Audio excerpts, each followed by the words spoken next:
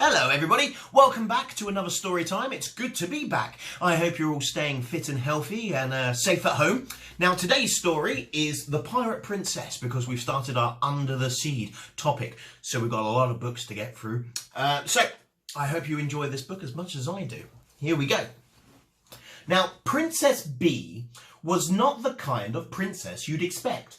She wasn't proper or refined, her clothes not quite correct. She didn't like to dress in lace or silk, brocade or chintz, and especially she couldn't face a life wed to some prince. Instead, she wished for other things, not fancy or frou-frou. No, Princess B felt pirating was just the thing she'd do. But how on earth could Princess B track down a pirate crew?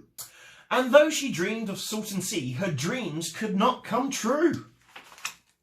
Until one day, Bee strolled to the dock, and as she neared the slip, the sight she saw was quite a shock, a real-life pirate ship. At last I'll bid my throne adieu. Bee laughed and climbed on board. She called out, yo-ho-ho, yoo-hoo, ahoy there, pirate horde. The swarthy crew turned at the sound. They spied her on their deck. Avast, they cried. They stared and frowned, then grabbed her by the neck. The Captain Jack glared. Look at her. He barked, why are ye here? Bee curtsied and said, please, kind sir, make me a buccaneer. The crew began to snort and swear. Lass, get to work, Jack roared. If you don't earn ye keep, take care, we'll toss you overboard. He added, ye will help us sail. I'll do it all, Bee tilted. Jack handed her a mop and pail. Go swab the deck, he shouted. It wasn't her dream pirate job. This mop is gross, said Bee. Her shoulders throbbed, yet Bee sobbed. A pirate's life for me. Soon weary Bee stopped for a break, but left the bucket out, which proved to be a big mistake when Jack tripped with a shout.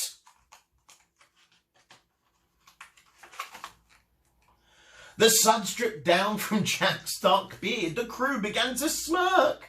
Bee shrugged. Jack glared. She volunteered. I'll do some other work. You'll be our cooking wench, Jack cried, so get down to the galley. Aye, aye, Captain, Bee replied. I will not dilly-dally.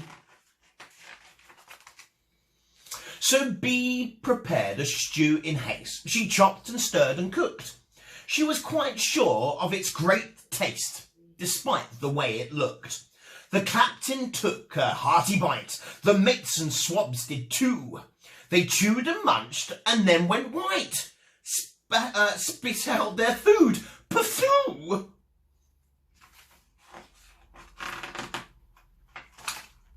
Jack roared, climb the crow's nest, Bee, ye can't do harm from there. He added, keep watch on the sea, but fail, and beware. Another chance, cried Bee. Oh yes, I'll do it right, you'll see. Bee climbed as wind blew through her dress. A pirate's life for me. The crow's nest swayed with every gust, a gentle rocking motion. Bee clutched the mast, and then she just heave-hoed into the ocean. The captain yelled, disgusting, yuck! He ordered, come down now. You've spoiled the food, you've wrecked the deck. We're soiled from stern to prow. Our pirate ship is truly fouled. We have but ye to thank. The captain's face grew dark, he growled, it's time ye walked the plank. Then Bee was circled by the crew, their swords aimed at her neck. They dragged her past the nasty stew across the unswabbed deck. The captain shouted, say ye prayers. Bee did as she was told. She stepped, then stopped and sniffed the air. I think I'm smelling gold. The captain asked her, are you sure? He glowered in displeasure, but Bee just smiled back, sweet and pure. A princess knows her treasure. They sailed off toward the lonely shore through waters crystal clear. Bee picked a spot, then turned and roared, heave to! Drop the anchor here!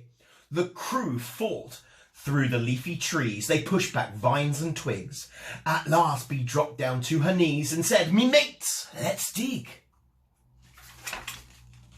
The crew cried aye at Bee's command. The men rolled up their sleeves. They excavated dirt and sand and rocks and roots and leaves. They tilled and toiled the whole day through. The sun set in the west. Bee checked the hole and shouted, "Ooh, I think we found a chest."